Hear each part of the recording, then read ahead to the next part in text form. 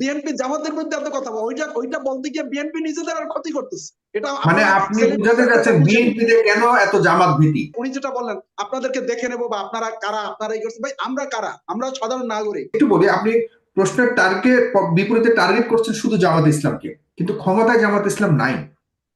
ক্ষমতায় আছে একটা সরকার, যে সরকার আপনাদেরও না জামাত ইসলামেরও না। এখন প্রশ্ন হলো সেই সরকার ক্ষমতায় থাকতে চাচ্ছে, অনেকে আপনারা মনে করছেন ক্ষমতা আপনাদের আশঙ্কা সংখ্যা বাড়ছে, সেই জায়গাতে আপনারা চাচ্ছেন নির্বাচন যত দ্রুত হয় যেন দেয়। সে আমরা যতটুকু শুনেছি জামাত ইসলাম একই একই চাহিদা আছে। নির্বাচন দ্রুত হবে, দেশের জন্য মঙ্গল হবে। কারণ এই ষড়যন্ত্রকারীরা ষড়যন্ত্র করে দেশকে আরো অন্যদিকে মানে নিয়ে যেতে পারে। সেই জন্য এখানে যদি যে আইন শৃঙ্খলা পরিস্থিতির যে অবস্থা, তাদের দ্বারা দীর্ঘ সময় এখানে মেনটেন করা সম্ভব। প্রশাসন যেভাবে আছে তাদের দ্বারা সম্ভব না, তারা আতঙ্কের মধ্যে আছে। গ্রামে যদি একটা গন্ডগোল হয়, সেখানে যদি ওসিকে ফোন করা হয় বা ওসিকে বলা হয় যে এরকম একটা গন্ডগোল হচ্ছে, বলে ভাই আমাদের লোকবল নয়, আমরা ভয় পাচ্ছি, আমরা যেতে পারছি না। এই অবস্থা দিয়ে কি এদেরকে দিয়ে কাজ চালানো সম্ভব? সেটা সম্ভব না। আর প্রশাসনের সবগুলি তো আওয়ামী লীগের লোক। আপনার ওদের কাছে কি ক্লিয়ার না? প্রশাসনে যারা আছে তারা আওয়ামী লীগের লোক, ইউনো যারা, তাদের জন্মই হয়েছে আওয়ামী লীগ পিরিয়ডে। সুতরাং সেই ইউনোরা আজকে সমস্ত উপজেলাগুলিতে সেই ইউনোরাই তো আছে। আপনার ডিসি যারা আছে, ম্যাক্সিমাম ডিসি আওয়ামী লীগের আমলে নিয়োগ প্রাপ্ত। সুতরাং তারা তো আওয়ামী লীগের পক্ষে কাজ করছে। সেই জন্যই আমাদের এখন নির্বাচন যে জনপ্রতিনিধি তারা হবে, তারা সিদ্ধান্ত নেবে দেশের জন্য মঙ্গলজনক কি হবে, জাতীয় সংসদে বসে তারা সেই সিদ্ধান্তগুলি নেবে। সুতরাং আমি মনে করি যে এখন দ্রুত নির্বাচনের দরকার। আজকে যারা নির্বাচনের বিপক্ষে কথা বলছেন এবং 5 বছরের কথা, প্রথম দিকে এই ষড়যন্ত্রটা আমি আপনাকে প্রথম বলছে ডিসেম্বরের মধ্যে নিয়ে, ঠিক আছে, ডিসেম্বরে বিএনপি বলছে যে আপনাদেরকে যতটুকু মানে প্রয়োজন আমরা সময় দিব। আর আমাদের নেতা তারেক রহমান সাহেব বলেছেন আমরা সেইভাবে কাজ করছি, তাদের সব রকমের সহযোগিতা। এখন বলছেন ডিসেম্বর টু জুন, ওই সময় কিন্তু কয়েকজন উপদেষ্টা বলছেন এটা জুন পর্যন্ত হতে পারে, কিন্তু প্রধান উপদেষ্টা বলছিল ডিসেম্বরে, পরবর্তীতে আবার জুনে গেল।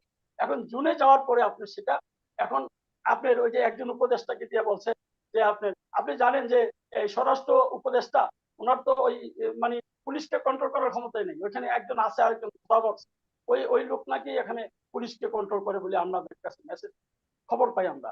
সুতরাং ওনার কথার কোনো মূল্য আছে বলে মনে করেন। ওনাকে দিয়ে হয়তো কেউ বলছেন যে আপনি কথাটা বললে সুবিধা হয়, এরকম দেখবেন আরো বলবে, কয়েকদিন পরে একটা রাজনৈতিক দল বলবে যে। কিন্তু আপনাদের উপরে আস্থা মানুষের নাই কেন? আপনি কি মনে করেন জনগণ আপনাদের সাথে আছে, নাকি যে জনগণরা বলছে যে আমরা 5 বছর চাই এবং উপদেষ্টাকে যারা বলছে 5 বছর থাকুন আপনারা, তাদের সংখ্যাটা নিয়ে কি আপনাদের কোনো সংশয় রয়েছে না? তারা রাজনৈতিক দলের কর্মী, এটি শিখানো, এটা হলো একটা প্লট তৈরি করা।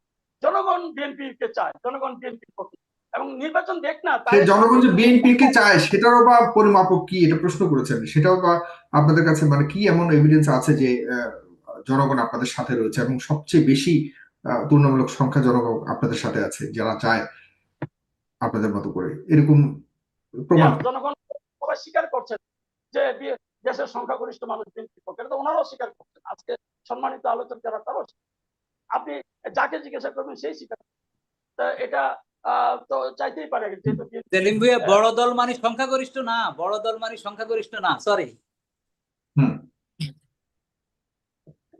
জি, আমি জনাব সেলিম ভাই আপনি শুনতে থাকুন, আমি কয়েকজন দর্শককে যুক্ত করি। বরং আপনারা তিনজন যেহেতু কোনো মতে পৌঁছতে পারছেন না, আমি দর্শকদেরকে যুক্ত করে কিছু কথাবার্তা শুনতে। আমাকে 2 মিনিট সময় দিবেন কিনা? আমি একটু করতে চাই, একটু রেসপন্স করতে চাই। হ্যাঁ, রেসপন্স করুন। তবে আপনার কাছে হয়তো প্রশ্ন থাকতে পারে। আর জনাব সেলিম ভাই আপনি একটু শুনতে থাকুন, আপনি এভাবে শুনতে থাকুন, বলার সময় আপনি হেডফোনটা বাদ দিয়ে বলবেন। জি জনাব, আপনি বলুন 2 মিনিট। আমি ফাঁকে আমি অধ্যক্ষ সাহেবের মানে উনি রাজনৈতিক নেতা আসলে, তো রাজনৈতিক নেতা হিসাবে রাজনৈতিক নেতার মতোই কথাবার্তা বলেছেন আমার কাছে মনে হয়েছে। আর আমি ব্যারিস্টার ওমর ফারুক ভাইকে আমি জানি না উনি কোনো রাজনীতির সাথে জড়িত কিনা, আমি যতদূর জানি জড়িত না মনে হয়, কোনো সরাসরি কোনো রাজনীতির সাথে জড়িত না। আমি পার্সোনালি আমার কথা বলতে পারি, আমি এখানে কোনো রাজনীতির সাথে আমার কোনো দলের সদস্যপদ নেই, আমি পিওরলি একাডেমিক। তো এখন আমি ওনাকে একটু বলতে চাই, অধ্যক্ষ সেলিম ভুঁইয়া সাহেবকে সম্মানের সাথে বলতে চাই সেটা হচ্ছে যে বিএনপি যেহেতু বড় রাজনৈতিক দল এবং বিএনপি অ্যাসপিরেন্ট, বিএনপির সমালোচনা করলে আপনার এত রাগ করার কি আছে? আপনার কথাবার্তা তো খুব রাগান্বিত মনে হচ্ছে ভাই। তো আপনি আরো আরো আরো হামলি কথা বলবেন, আপনার কথাবার্তা মনে হচ্ছে থ্রেট দিচ্ছেন, এবং আমাদেরকে মনে হচ্ছে পার্টিকুলারলি মনে হলো আপনার আলাপে যে আমরা আমাদেরকে বোধহয় জামাতের অপোজিশন বানাইছে, এজেন্ডা নিয়ে এখানে আসছি। আমাদেরকে সিরিয়াসলি না না সিরিয়াসলি না অপোজিশন বানাইছে। না, এটাও তার দায়িত্ব থেকে করেছে, কারণ আপনারা বিএনপিকে আপনারা টার্গেট করেছেন, বা ওনার কাছে মনে হয়েছে বিএনপিকে আপনারা টার্গেট, বিএনপি প্রশ্নবিদ্ধ হচ্ছে আপনাদের কারণে। সে কারণে ভাই আমি পলিটিক্যাল সায়েন্সের ছাত্র। বিএনপি যদি বিএনপি পাওয়ারে যাবে বা বিএনপি পাওয়ারে যেতে চায়, তো বিএনপি কে সমালোচনা করবে না, সমালোচনা করবে মুসলিম লীগের। তো কাজে বিএনপি সেই সমালোচনা হজম করতে হবে, নিতে হবে। সমালোচনা আপনি পাওয়ারের সমালোচনা করবেন না, তো সমালোচনা করবেন কার সমালোচনা করবেন? এবং পাওয়ার যারা এক্সারসাইজ করার প্রত্যাশী তাদেরকে আপনি সমালোচনা। বিএনপি বড় রাজনৈতিক দল, তো বিএনপি তো সমালোচনা করতে হবে, কিন্তু সেই সমালোচনাটাকে পজিটিভলি নিতে হবে, এতে রাগ করার কিছু নেই। আর বিএনপি এইটা করতে পারে না বিধায় বিএনপি, যেমন উনি যেটা বললেন আপনাদেরকে দেখে নেবো বা আপনারা কারা, আপনারা এই করছেন। ভাই আমরা কারা? আমরা সাধারণ নাগরিক, আমরা কোনো দলের এজেন্ডা, আমি পার্সোনালি আমি বলতে পারি আমরা কোনো দলের এজেন্ডা নিয়ে এখানে আসিনি। আমরা না, জনগণ। আপনাদেরকে দেখে নেব বলেনি তিনি, অন্য একটা দলকে মিন না না, করেছেন। উনি একটা বলছে যে আপনারা সাগর ভাই, উনি এটা বোঝাতে চাইছে যে আমরা বোধহয় জামাতকে বোধহয় এটা করতে আসছি, আমাদের জামাতের সাথে কোনো আমাদের ইয়ে আছে না, মানে এটা স্বাভাবিক, ওনাদের রাজনৈতিক প্রতিপক্ষ জামাত ইসলাম। বিএনপি জামাতকে এত করে কেন? আমি তো কোনো দলের না, আমি একাডেমিক হিসেবে আমি যদি কোশ্চেন করি, আমার শ্রদ্ধাভাজন প্রিন্সিপাল সেলিম ভুঁইয়া সাহেবকে, যে বিএনপি জামাত নিয়ে তো করেন, জামাতের সাপোর্ট বা বেস আর বিএনপির সাপোর্ট বেসের সাথে তুলনা হয়, তো বিএনপি জামাত নিয়ে এত সময় নষ্ট করে কি জন্য? আর বিএনপি জামাতের মধ্যে এত কথা বলে, ওইটা বলতে গিয়ে বিএনপি নিজেদের আর ক্ষতি করতেছে। এটা মানে আপনি বুঝাতে যাচ্ছেন বিএনপিতে কেন এত জামাত ভীতি? হ্যাঁ, আচ্ছা সাগর ভাই, আচ্ছা, কেন আছে বলে মনে করেন আপনি? সাগর ভাই, জনাব অধ্যাপক নজরুল ইসলাম। হ্যাঁ, জি, বিএনপি আমি বলতেছি সাগর ভাই, জি জি জি জি নজরুল ইসলাম, 10 সেকেন্ড। না, আমার কাছে মনে হয়েছে যে বিএনপির জামাত ভীতি এটা হওয়াটা মানে অবান্তর, কারণ ফ্যাসিবাদের বিরুদ্ধে ইকুয়ালি বিএনপি এবং জামাত ইকুয়ালি সাফারার হয়েছে। তো কাজে বিএনপিরও জামাতের বিরুদ্ধে ভীতি হওয়ার কারণ নাই, আর জামাতের উচিত না বিএনপির ব্যাপারে ভীত হওয়া, বিএনপির ব্যাপারে মানে অযাচিত কথাবার্তা বলা। তাদের ঐক্যবদ্ধ থাকতে হবে।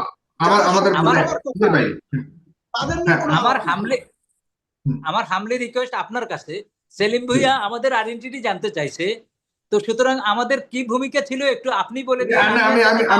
আমি বলবো আপনি বলবো। জনাব ব্যারিস্টার ওমর ফারুক আন্দোলনের সময় আন্দোলনকারীদের পক্ষে তিনি আদালতে লড়াই করেছিলেন।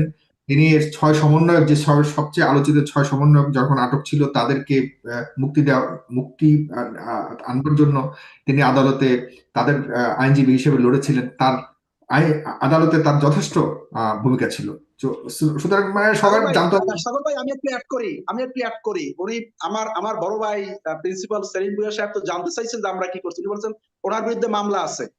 আমি ওনার বিরুদ্ধে যে মামলা আছে সেটা নিন্দা জানাই, যে ওনার বিরুদ্ধে অন্যায়ভাবে মামলা দেওয়া হয়েছে। আমরা তো শিক্ষক, আমাদের বিরুদ্ধে মামলা নাই, কিন্তু আমরা একাডেমিক্যালি কাজ করছি। আমাদের বই, আমাদের গবেষণা ইন্টারন্যাশনালি পাবলিশড হয়েছে। আওয়ামী লীগ রিজিমের আমলে আমরা কি কথা বলছি ওটা একটু পড়ে দেখেন। আর গত এই জুলাই আগস্টে আমি পার্সোনালি কি রোল প্লে করছি, আমার বিশ্ববিদ্যালয়ে একটু আপনার বিএনপি নেতাদের দিয়ে খবর নিয়েন যে কি রোল প্লে করছি। যদি আজকে যদি 5ই আগস্টের পতন না হতো, তাহলে রাষ্ট্রদ্রোহী মামলায় ফাঁসি হইতে পারতো, ফাঁসি না হলে আজীবন জেলের মধ্যে থাকা লাগতো। আমি এতটুকু আপনাকে শুধু বললাম ভাই, শ্রদ্ধা করে বললাম। আর আপনি এরপরে আরো ডিটেল জানতে চাইলে আপনার বিএনপির যারা এখানে নেতৃস্থানীয় যারা আছে আমার বিশ্ববিদ্যালয়ের, তাদের মাধ্যমে একটু জেনে নিয়েন যে আমি ক্ষুদ্র অধ্যাপক প্রফেসর নজরুল ইসলাম কি করেছিলাম। এগুলি নিজে নিয়ে এগুলো বলতে চাই না, তবে এইভাবে খোসা মেরে অথবা পার্সোনাল অ্যাটাক করে কথা বলা এটা শোভনীয় নয়, সমীচীন নয়। আমি এটা বললাম। আপনাকে ধন্যবাদ। না, ঠিক আছে।